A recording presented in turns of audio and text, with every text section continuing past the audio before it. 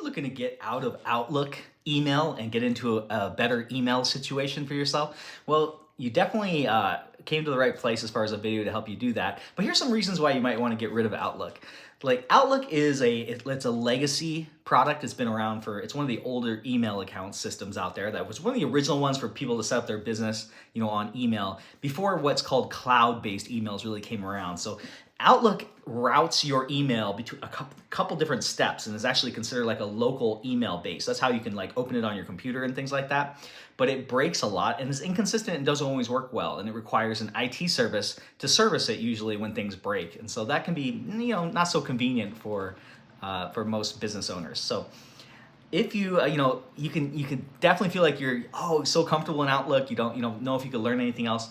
Trust me, a pro Gmail account, super simple to learn, super easy. Most people who have Outlook actually have like a free Gmail account, so it's not going to be that big of a leap. Even if you've never used Gmail before, it's a very easy account to use. So the point of this video is to talk about how you can move all your emails, your contacts, all your data from Outlook over into Pro Gmail using their data migration tool. And this is how you're going to do it.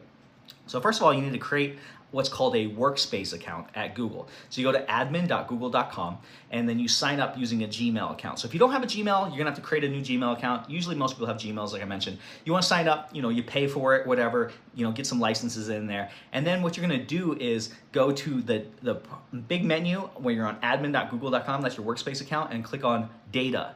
So go there and then you're gonna start a new migration at the bottom. And we're gonna select a data migration. And we wanna select from the drop-down. There's gonna be, at the very top, there's gonna be drop-downs. We're gonna pick Microsoft, and there's like Exchange, 2007, 2010, 2000, there's a bunch of different exchanges, and there's 365. So if you started recently, you're gonna have 365. If you started a while ago, you might have one of those older versions of Microsoft that you need to set there. So you need to set the correct version. Next thing what we need to do is pick the type of data migration that we want. So typically I start with emails first before I do contacts, because the emails take the longest. And then for the date of the emails, go back to let's say you started this account in 2018, like in January of 2018. Pick December of 2017. Pick 1 month prior to when you started. Like if you can't quite remember when you started it, try to go a little bit further past so you don't make sure you don't miss anything, because it's not really gonna hurt anything. It'll just skip those if there wasn't any mail in those times, but it will grab those ones right when you started. So you don't wanna miss any emails from your older emails. So set that date, so it would be December 2017 all the way till today's date.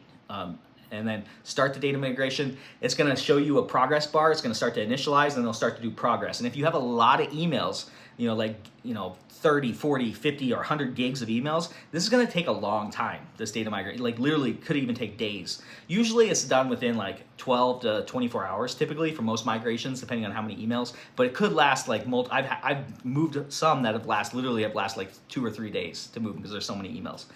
So anyways, you wanna let that process finish. You need the login for the Exchange account. I mean, that's obvious. You need the username, the login, the password to get into that. You have to put that there. It starts the migration process. And then you can go back. Once it's done, it'll say completed. And then what you need to do is click the little drop down on the upper right above where it says completed and click exit migration. So that'll take you back to the start of the tool.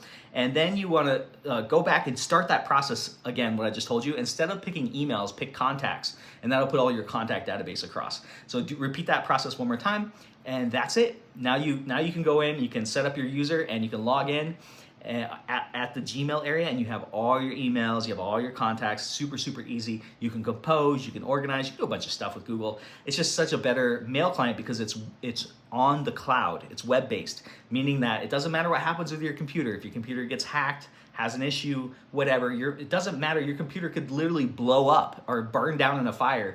You could go down to the Best Buy, pick up a new computer, fire it up, turn on your computer, all your emails there. Now, that's not true with Outlook. You can definitely lose stuff. There's all kinds of problems that can happen with Outlook. So hopefully that's helpful. There's a lot of different technical stuff I talked about in this video. If you need help moving your emails and you don't want to deal with all this stuff, you just want to get it done right by a professional, I would love to help you out with that. You can certainly comment down below if you have any questions about how to do it, or if you would like to hire me. There's my contact information on my profile. So thank you so much for watching my videos. As always, Joe Field with SkyPoint Studios. Thank you so much. Catch you on the next one.